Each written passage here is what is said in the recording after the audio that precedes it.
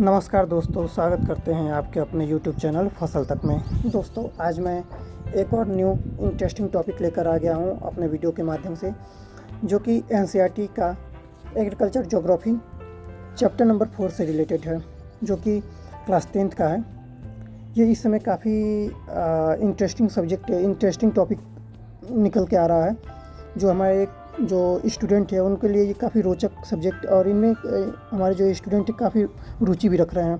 तो हम इस वीडियो में आपको जो एग्रीकल्चर है उसकी सारी कि उसमें क्या क्या टॉपिक है, क्या क्या टॉपिक आपको पढ़ने हैं और इसमें क्या क्या क्वेश्चन पुटअप कर सकते हैं, ये सारी जानकारी मैं इस वीडियो के माध्यम से आपको प्रोवाइड कराऊंगा।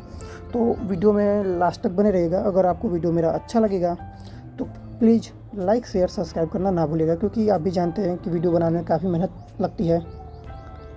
तो वीडियो को हम स्टार्ट करते हैं और इसमें हम पहले क्या क्या टॉपिक पढ़ने हैं वो देखते हैं। तो जो टॉपिक है उसमें हमारा जो पहला रहेगा टाइप ऑफ फार्मिंग। इसके पहले हमें जो है टाइप ऑफ फार्मिंग से पहले हमें एग्रीकल्चर है क्या, इसे पढ़ना है ना। उसके बाद cropping pattern, technological and institutional reform, impact of globalisation and agriculture. पहले हम जानते हैं कि एग्रीकल्चर है क्या। तो सिंपल सी भाषा में देखा जाए तो एग्रीकल्चर कि एग्रीकल्चर दो शब्दों से मिलकर बना है, अगर और कल्चरा। अगर क्या है सॉइल, और कल्चरा मतलब कल्टीवेशन। तो सिंपल भाषा में हम कह सकते हैं कि cultivation of soil is known as agriculture. ठीक है। अब जो आपको लिखना है, कॉपी में लिखना है, आप छोटे में भी लिख सकते हैं, एक लाइन में भी लिख सकते हैं, बट आपको जो लिखना है, the art and science of cultivation soil, cultivating soil, rising crop and rearing livestock is called as agriculture.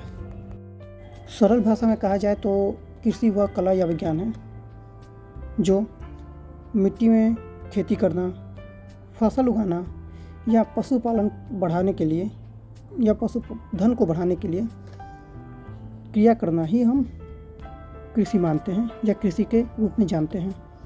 अब हम इसमें छोटी सी लाइन में बता दूं कि मिट्टी में खेती करने की क्रिया को ही हम एग्रीकल्चर या कृषि कहते हैं।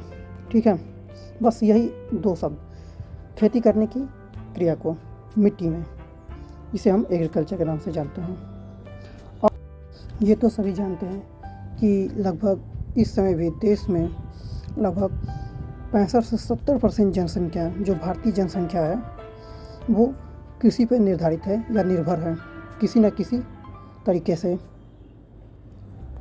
तो हमारे देश की इकोनॉमी में एग्रीकल्चर काफ़ी अहम भूमिका निभाता है। तो अब देखिए आगे खेती कितने प्रकार से होती है। आपकी स्क्रीन पे दिख रहा होगा कि टाइप ऑफ फार्मिंग, फार्मिंग 3 प्रकार का दिख रहा होगा। प्रिमिटिव टेंस फार्मिंग, दूसरा है सब्सिस्टेंस फार्मिंग, तीसरा है कमर्शियल फार्मिंग। अब हम इन तीनों के बारे में थोड़ी थोड़ी मात्रा में जानेंगे क्या होती है, और एकदम ईजी वे में बताऊंगा मैं आपको कि क्या होता है प्रिमिटिव, इंटेंसिव और कमर्शियल फार्मिंग। तो थोड़ा थोड़ा तो आपको ये तीनों वर्ड सुनकर, प्रिमिटिव, इंटेंसिव और कमर्शियल को सुनकर आपको थोड़ा अंदाज़ा तो हो गया होगा कि हम क्या कहना चाह रहे हैं या ये वीडियो आपको क्या कहना चाह रही है। तो चलिए मैं विस्तारपूर्वक बताता हूँ। प्रिमिटिव सब्सिस्टेंस, इसमें कहा जाए तो एक तरह से कह रहा है कि अपनी आवश्यकताओं के लिए फसल को उगाना। प्रिमिटिव मतलब पुराने ज़माने के लोग जो अपनी आवश्यकताओं को पूर्ति करने के लिए फसल को उगाते थे, तो उसे ही सब्सिस्टेंस फार्मिंग के नाम से जानते हैं। अब इसमें जो तरीका है बहुत पुराना है, जैसे कि अपना स्लैश बर्निंग हो गया, स्लैश हो गया या बर्निंग मेथड, इस विधि से वो उगाते हैं। इसके अलावा इंटेंसिव मतलब कि अपने को पूरा करने के लिए, साथ ही साथ मार्केट में इसे बेचने के लिए भी उगाते हैं। मतलब कि कह सकते हैं एक प्रकार से कि अपनी आवश्यकताओं के साथ साथ मार्केट में बेचने के लिए भी उगाना, इसे ही हम इंटेंसिव फार्मिंग के नाम से जानते हैं। इसमें आप देखिए कि इसमें आप लेबर को भी लगा सकते हैं, मतलब काम में लगाएंगे बड़ी मात्रा में फार्मिंग करने के लिए, अपने खाना भी है और इसे मार्केट में बेचना है। इसके अलावा कमर्शियल फार्मिंग, कमर्शियल फार्मिंग में देखा जाए तो ये केवल प्रॉफिट के लिए ही कार्य करता है, मतलब कि फार्मिंग करते हैं। इसमें ये केमिकल का यूज कर सकते हैं, और अभी जो नए नए आधुनिक यंत्र हैं उसका प्रयोग कर सकते हैं प्रॉफिट कमाने के लिए। साथ ही साथ नए नए औजार का प्रयोग कर सकते हैं, जैसे कि ट्रैक या बनाना प्लांट वगैरह का, ट्री वगैरह मतलब कि अपना ट्री पेड़ पौधे उगाना और बनाना प्लांट वगैरह उगाना, जो कि कमर्शियल फार्मिंग के रूप में जाना जाता है। अब बात करते हैं क्रॉपिंग सीजन इन इंडिया, कौन कौन से क्रॉपिंग सीजन हैं। मुख्यतः हमारे देश में 3 क्रॉप सीजन है। पहला तो हो गया अपना रबी, जिसकी बुआई हम अक्टूबर से नवंबर तक या दिसंबर तक में करते हैं, और जो कटाई है वो अपना अप्रैल से जून के बीच में कर लेते हैं। इसका जो क्रॉप है वो है गेहूँ, बाजरा, चना, मटर और सरसों, ये रबी में आता है। इसके अलावा खरीफ का जो सीज़न है वो अपना चालू होता है जून जुलाई में, और जो कटाई होती है वो सितंबर से लेकर अक्टूबर के बीच में हो जाती है।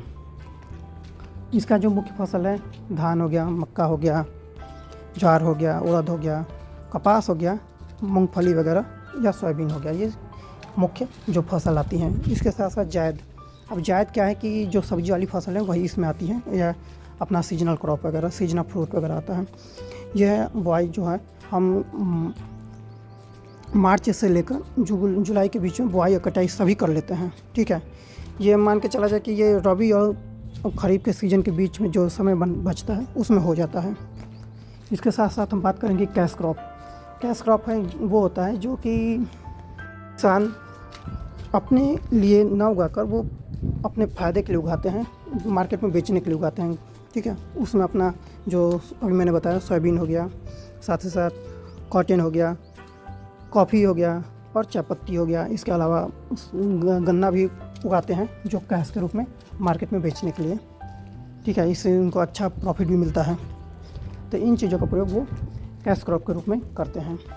और अब इसमें क्या करना है आप लोगों को, कि जो भी स्टूडेंट हैं उनको क्या करना है कि ये जो मैंने बताया धान, मक्का वगैरह, इनके बारे में डिटेल ले लीजिएगा, थोड़ी थोड़ी मात्रा में पढ़ लीजिएगा बुक से या नोट से। उसमें अपना जैसे टेम्परेचर, किस टेम्परेचर में किस मिट्टी में बुआई करते हैं, ठीक है, खाद वगैरह क्या लगती हैं, इन चीज़ों के बारे में आप पढ़ लीजिएगा। अब हम बात करते हैं technological and institutional reform of agriculture. इसमें क्या है कि जो किसानों के फ़ायदे के लिए सरकार ने समय समय पे जो नियम वगैरह बनाए, उन चीज़ों को इसमें हम पढ़ेंगे। तो हम इसको मतलब कि आसान भाषा में आपको समझा दूंगा, ठीक है। इसमें क्या था कि सरकार ने लैंड रिफॉर्म लाया। लैंड रिफॉर्म मतलब कि जो हमारे पुराने समय में जो बड़े बड़े ज़मींदार हुआ करते थे, उनकी ज़मीनों को सरकार ने छोटे किसानों वगैरह में बांट दिया। मतलब कि जो ज़मींदारी प्रथा थी उसको समाप्त कर दिया, ठीक है। अब इसका जो लैंड रिफॉर्म या लैंड डेवलपमेंट प्रोग्राम था वो सबसे पहले इंट्रोडक्ट 1980-90 के बीच में हुआ, ठीक है। ये जो मैं आपको बता रहा हूँ ना, वो मैं हिंदी में और सरल भाषा में बता रहा हूँ, ठीक है। आप जो लिखिएगा वो अपना जो स्क्रीन पे दिख रहा है वो चीज़ों को आप रीड कर लीजिएगा, मैं समझाने के लिए आपको बता रहा हूँ, ठीक है। तो इसमें क्या हुआ कि जो ज़मींदारी प्रथा थी वो सब ख़त्म हो गया। अब इससे क्या हुआ कि किसानों को राहत मिली, जो उनका जो बंधुआ बने थे किसान, उनको उससे राहत मिली। अब वो अपना खेती करने लगे। अब अपने खेती के लिए भी उनको प्रॉब्लम हो गई, कहाँ से लोन प्रोवाइड किया जाए, कहाँ से क्या हो, खेती कैसे करें। इसके लिए किस सरकार ने क्या किया, समय समय पे ग्रीन रेगुलेशन, वाइट रेगुलेशन, ये सब लाए, इससे कि उनको आसानी से लोन प्रोवाइड होने लगा। साथ ही साथ ग्रामीण बैंक वगैरह का निर्माण किया। इससे क्या हुआ कि सस्ता लोन मिला। इससे किसानों को क्रेडिट कार्ड वगैरह भी मिलने लगे, किसान क्रेडिट कार्ड, और उनसे पर्सनल एक्सीडेंटल लोन वगैरह, इंश्योरेंस वगैरह भी प्रोवाइड होने लगा। अब उनको क्या हुआ कि उनको छूट मिल गई, छूट मिल गया। तो अब ये क्या कि अपना जो भी उगाते थे, अब उसको इनके सामने एक और जो प्रॉब्लम हुई कि जो अपना ये खेती करते थे, खेती से जो उत्पादन आता था उसको बेचे क्या, ये भी एक बहुत बड़ा उनको मुद्दा बन गया कि अब हम इस जो खेती कर रहे हैं उसको बेचे क्या सब, क्योंकि सभी किसान खेती करने लगे। अब जो बचा उसको बेचने की समस्या हुई। तो इसके लिए सरकार ने MSP लाया, मिनिमम सपोर्ट प्राइस। अब इसमें हुआ कि सरकार अब उनके जो भी किसान बुआई किए हैं, खेती किए हैं, जो भी उत्पादन आया उसको एक मिनिमम सपोर्ट प्राइस पे वो खरीदने लगा किसान के जो भी उत्पादन था सरकार ने। अब इसमें भी कुछ चेंजेज आए समय पे। अब क्या हुआ कि ICR का निर्माण हुआ। ICR का निर्माण इसलिए हुआ कि जो इनका जो फार्म है उनको जो उत्पादन है उनको और अधिक बढ़ावा देने के लिए क्योंकि वो क्या करते थे कि छोटी छोटी मात्रा में खेती करते थे, तो कम कम उत्पादन उठाकर मंडी में ले जाते थे, वो बिकता नहीं था, तब इनको सही रेट वगैरह नहीं मिल पाता था। इन सभी चीज़ों को बदलने के लिए सरकार ने नियम लाया, एमएसपी वगैरह लाया। अब एमएसपी लाया, अब क्या हुआ कि इसके बाद सरकार क्या किया कि अपना आईसीआर का निर्माण किया। ICR Indian council of agriculture research होता है, ठीक है, 1969 में लागू हुआ था, 62 में लागू हुआ था, सॉरी। तो इसमें अब जो मॉडर्न तरीके से खेती करने का जो प्रक्रिया बताया गया किसानों को कि मॉडर्न तरीके से कैसे खेती किया जाए, आधुनिक यंत्र से खेती करके उत्पादन कैसे बढ़ाया जाए, किसान को कैसे प्रॉफिट हो, इन चीज़ों को इसमें बताया गया।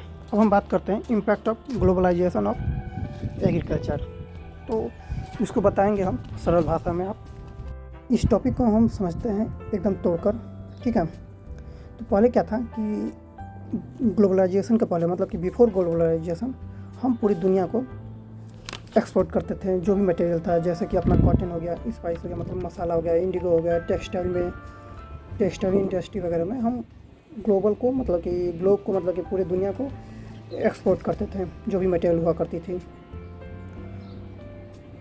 इसके बाद क्या हुआ कि आफ्टर ग्लोबलाइजेशन हमने ऑर्गेनिक फार्मिंग पे ध्यान देना शुरू किया, क्योंकि जो हम केमिकल फार्मिंग करते थे उससे उत्पादन तो काफ़ी अच्छा होता था। अब इससे नुकसान को मतलब कि किसानों को और हम लोग को भी नुकसान होने लगा, अपने शारीरिक इम्पैक्ट पड़ने लगे, रोग वगैरह की मात्रा बढ़ने लगी। तो अब हम क्या है कि ऑर्गेनिक फार्मिंग पर डिपेंड कर रहे हैं, मतलब ऑर्गेनिक फार्मिंग की ओर अपने को बढ़ावा दे रहे हैं। तो यही था अपना impact of globalisation of agriculture का थोड़ा बहुत जो भी ईजी वे में हम आपको समझा दिया हूँ। चलिए मैं आपको एक क्वेश्चन देता हूँ, उसका आंसर आप कमेंट बॉक्स में जरूर दीजिएगा। क्वेश्चन काफ़ी इंटरेस्टिंग है। क्वेश्चन ये है कि अभी हमारे देश में ऑर्गेनिक फार्मिंग के लिए पूरी तरीके से ऑर्गेनिक फार्मिंग कर रहा है, कौन सा ऐसा राज्य है जो पूरी तरीके से ऑर्गेनिक फार्मिंग पे करने का दावा किया है या कर रहा है? तो उसका आंसर आप कमेंट बॉक्स में जोड़ दीजिएगा, ठीक है। और अगर आपको ये मेरा वीडियो अच्छा लगेगा तो कृपया करके इसे लाइक शेयर सब्सक्राइब करना ना भूलिएगा। साथ ही साथ आप अगर इसके बाद मेरे चैनल में और भी सारी जानकारियों के लिए जुड़ना चाहते हैं तो सब्सक्राइब बटन को जरूर दबा दीजिए, क्योंकि इससे क्या होगा कि हम समय समय पे नए वीडियो लाएंगे जो कि कृषि से संबंधित होगी और रोचक जानकारियाँ भी मैं इसमें प्रोवाइड कराऊंगा, ठीक है। तो इसके लिए आप मेरे यूट्यूब चैनल पर बने रहिएगा और ये वीडियो को पूरा देखने के लिए धन्यवाद।